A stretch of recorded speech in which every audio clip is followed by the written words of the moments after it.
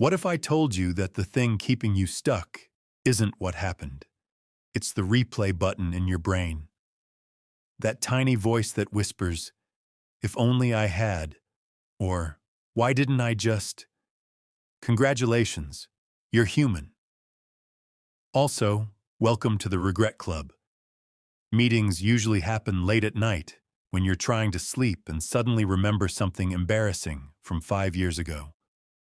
Today we're talking about how to move on without regret, using simple psychology tips that actually work in real life.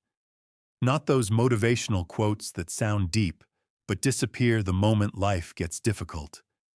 And stay with me till the end, because the last idea is the one most people completely ignore. And it's usually why regret keeps showing up like an ex who says, I just wanted to see how you're doing. Let's start with a truth most people don't want to hear. Regret is not proof that you failed. Regret is proof that you've grown. Think about it for a second. You only regret things when you know better now. Your past self didn't have today's experience, confidence, or emotional strength. Judging your past self with your present brain is unfair. It's like being mad at your old phone for not having the latest update. Psychology calls this hindsight bias. Once you know how things turned out, your brain tricks you into thinking, I knew it all along. No, you didn't. If you truly knew, you would have chosen differently. So the first step to moving on without regret is simple but powerful. Stop expecting your past self to be psychic. You made the best decision you could with what you had at that moment. That matters. Now let's talk about why regret feels so loud and persistent. Your brain hates unfinished stories. That's it. That's the reason. Regret is basically your mind saying, hey, we never got closure.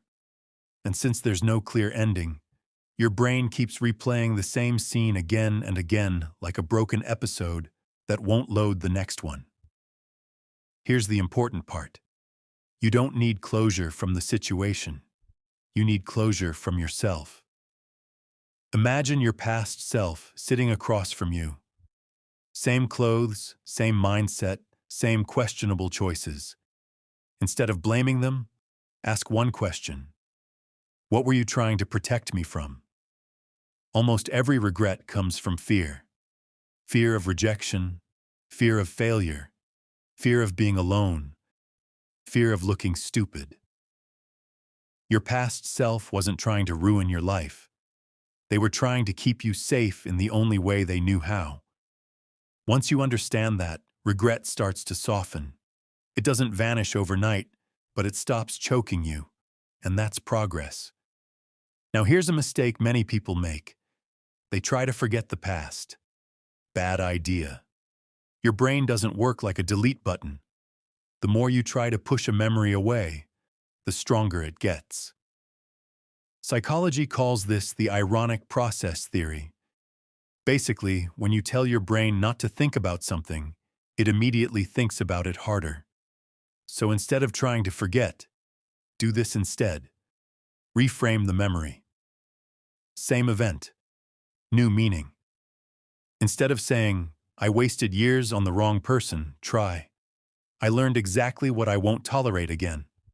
Instead of, I missed my chance, say, that experience prepared me for the next one. You're not lying to yourself. You're choosing a healthier interpretation, and meaning changes emotion faster than time ever will. Let's add a little humor here. If regret burned calories, we'd all be in amazing shape. But instead, regret just sits there, eats snacks, and judges us. So let's take away its power. Ask yourself this whenever regret shows up. Will this matter in 5 years? Be honest. That awkward thing you said? That text you overanalyzed? That moment you keep replaying? Most of it won't matter. And the things that do matter usually shape you into someone wiser and more grounded. Another powerful psychology tip is learning to separate who you are from what you did. You are not your mistakes. You are not your bad decisions. You are not that one version of yourself on a random bad day. When people say, "I regret who I was," what they really mean is, "I regret what I did." Language matters because your brain listens. Instead of saying, "I'm so stupid," try saying, "That was a stupid decision." One attacks your identity. The other corrects your behavior. Psychologists call this self-compassion, and it's proven to reduce regret, anxiety, and emotional pain. Being kind to yourself doesn't make you weak. It makes you strong enough to grow. Now let's talk about moving forward, not just mentally, but practically. Regret stays alive when there's no action attached to it. So ask yourself, what is this regret trying to teach me? Every regret carries a lesson, even if it's hidden. Maybe it's teaching you to speak up. Maybe it's teaching you to set boundaries. Maybe it's teaching you to trust your instincts.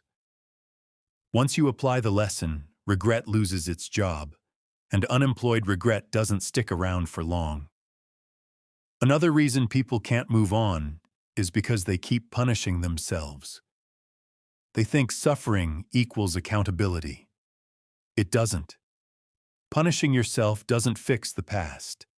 It just steals your present. Accountability sounds like, "I acknowledge the mistake, I learn from it, and I do better." Punishment sounds like, "I replay this forever and never forgive myself." Only one of those leads to growth. Here's something most people don't realize. Sometimes regret isn't really about the past. It's about avoiding the future. Staying stuck in regret feels familiar. Moving forward feels scary. Because if you move on, there's a risk you might mess up again.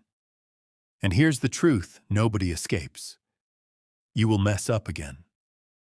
That's part of being human. But the difference now is that you'll mess up with more awareness.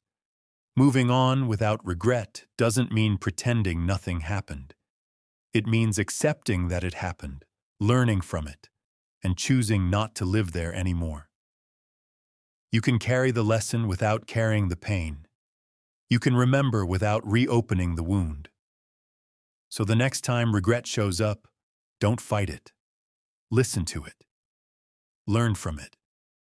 Thank it for the lesson. And then remind yourself that your life is happening now, not back then. The past already had its turn. The present is waiting for you.